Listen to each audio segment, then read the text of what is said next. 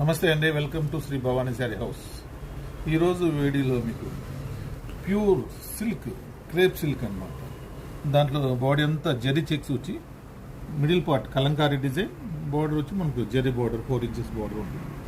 శారీ అంతా zari checks with Kalamkari border, Kanchi border. పైన మనకు స్మాల్ బార్డర్ ఉంటుంది. బాడీ అంతా మనకు చెక్స్ మీద కలంకారీ.